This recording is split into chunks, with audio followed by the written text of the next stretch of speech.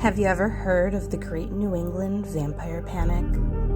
200 years after the Salem witch trials, a family of farmers had become convinced that their relatives were returning from the grave to feed on the living. This is the grave of Mercy Brown, although her family called her Lena. In Rhode Island, in March of 1892, was one of the best documented cases of exhuming a corpse in order to perform rituals to banish an undead manifestation. The incident was part of a wider New England vampire panic.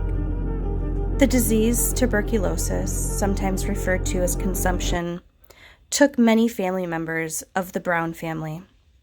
Mercy Brown died at the age of 19. The mother, Mary, was the first to die, followed by the eldest daughter, Mary Olive. Consumption really wasn't understood at that time, so it became subject of much superstition. George Brown, the father, after losing several family members, was persuaded and gave permission to exhume several of the bodies of his family members. Villagers, doctors, newspaper reporters helped exhume the body on March 17th of 1892. Both Mary and Mary Olive exhibited what you would expect, a level of decomposition, so they were not thought to be the cause.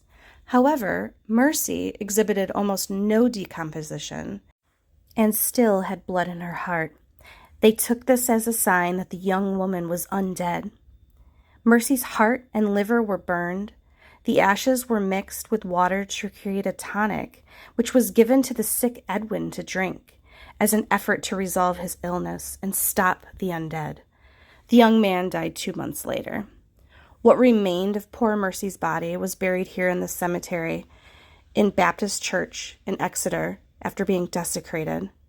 In the end, the father was one of the very few never to contract tuberculosis, and he lived until 1922. He lived just long enough to see doctors and scientists discover a vaccine which is used to reduce the risk of severe tuberculosis. This horrible incident had found its way into pop culture. It's been suggested by scholars that Bram Stoker, the author of the novel Dracula, knew about Mercy Brown through newspaper articles and based the novel's character, Lucy, upon her.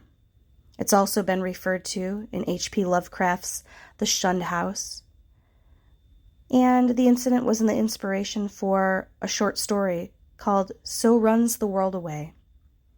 Mercy Brown's story was the main subject of the first episode of the Lore podcast in 2015.